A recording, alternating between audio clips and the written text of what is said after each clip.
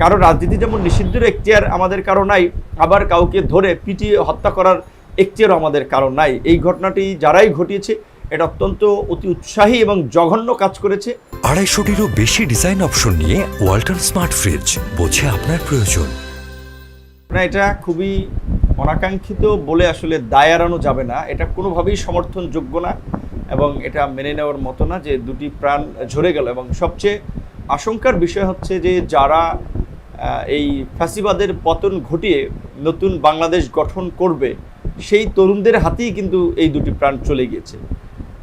এই যে mob justice চলছে, এটা আমরা অনেকদিন ধরেই বলছি যে ছাত্ররা, বিশ্ববিদ্যালয় কলেজ পড়ুয়া ছাত্ররা যে ত্যাগ স্বীকার করেছে, হাত হারিয়েছে, পা হারিয়েছে, চোখ হারিয়েছে, জীবন দিয়েছে, নিশ্চয়ই এটি প্রশংসার দাবিদার এবং তাদের এই ইতিবাচক চিন্তাভাবনাগুলো ছাত্রদের মাঝে জাগিয়ে রাখা দরকার। কিন্তু ছাত্রদের তো নির্দিষ্ট একটা গণ্ডি আছে। স্কুলের ছাত্ররা স্কুলে পড়াশোনা করে, বিশ্ববিদ্যালয়ের ছাত্ররা বিশ্ববিদ্যালয়ে পড়াশোনা করে এবং এখন যেহেতু একটা স্বাভাবিক রাজনৈতিক পরিস্থিতি, একটা অন্তর্বর্তীকালীন সরকার গঠিত হয়েছে, কাজে এখন ছাত্রদেরকে ক্যাম্পাস, শিক্ষার পরিবেশ, তাদের সৃজনশীলতা এবং দেশ জাতির মধ্যে একটা জাতীয় ঐক্য ও সংহতির জন্য কাজ করতে হবে।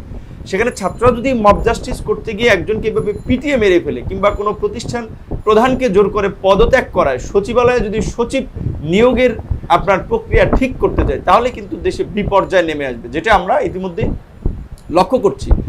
সেই দিক থেকে আমি জানি না যে আন্দোলনের যারা নেতৃত্ব দিয়েছে তাদের সাথে আসলে এই অ্যাক্টিভিটিসগুলোর কতটুকু সম্পৃক্ততা আছে এবং বিশেষ করে তারা এতে সমর্থন করছে কিনা। আমার মনে হয় এগুলো কিছু অতি উৎসাহী কাজ হচ্ছে এবং যারা আন্দোলন করেছে তাদের বাইরেও অনেকে এখন নিজেকে উপস্থাপন করার জন্য, জাহির করার জন্য, বিভিন্নভাবে ভাইরাল হওয়ার জন্য বিভিন্ন ধরনের কর্মকাণ্ড করছে।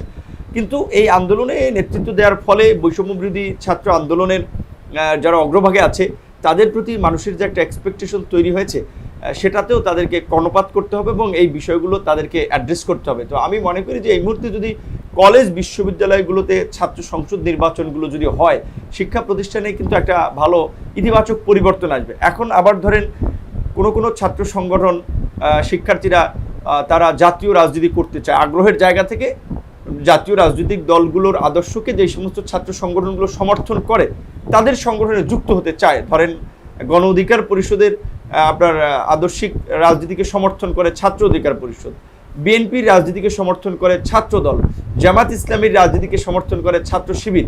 কাজে এটা তো আপনার বলা চলে বাংলাদেশ সৃষ্টি লগ্ন থেকে কিংবা পরবর্তী থেকে এই ছাত্র সংগঠনগুলো এই রাজনৈতিক দল আদর্শকে সমর্থন করে তারা ক্যাম্পাসে অ্যাক্টিভিটিস করে আসছে। হঠাৎ করে তো এই সাংগঠনিক বা সংগঠন করার কারণে তো কারো রাজনীতি নিষিদ্ধের দাবি আবার কেউ করতে পারে না। আবার যদি কেউ রাজনীতি নাও করে আপনি তাকে বাধা দিতে পারেন না। তো এখন ইমোশন থেকে অনেক কথা বলা যায়, কিন্তু বাস্তবায়নযোগ্য কিনা সেইটাও ভাবতে হবে। এবং সেই দিক থেকে আমি মনে করি যে ছাত্র সংসদ নির্বাচন হলে ছাত্র রাজনীতিতে একটা দারুণ পরিবর্তন আসবে। মেধাবী সৃজনশীল ছাত্ররাই এই ছাত্র সংসদের মাধ্যমে আগামীর জাতীয় রাজনীতিতে জায়গা করে নেবে, তাদের আগমন ঘটবে। সুতরাং আমি সমস্ত বিশ্ববিদ্যালয়, কলেজ, প্রতিষ্ঠান প্রধান, দায়িত্বশীল ব্যক্তিবর্গ এবং ছাত্র নেতৃবৃন্দকে বলবো যে প্রত্যেকের জায়গা থেকে ছাত্র সংসদ নির্বাচনের দাবিতে সরব হওয়া উচিত এবং কারো রাজনীতি যেমন নিষিদ্ধের এখতিয়ার আমাদের কারো নাই, আবার কাউকে ধরে পিটিয়ে হত্যা করার এখতিয়ারও আমাদের কারো নাই। এই ঘটনাটি যারাই ঘটিয়েছে এটা অত্যন্ত অতি উৎসাহী এবং জঘন্য কাজ করেছে। এটা কোনোভাবেই সমর্থনযোগ্য নয়। এগুলো যদি আমরা সমর্থন করি তাহলে কিন্তু এই প্রবণতাগুলো আরও বাড়বে। কাজেই এই সমস্ত মব জাস্টিস কিংবা এই কর্মকাণ্ডের রাশ টানারও সময় এসেছে এখন।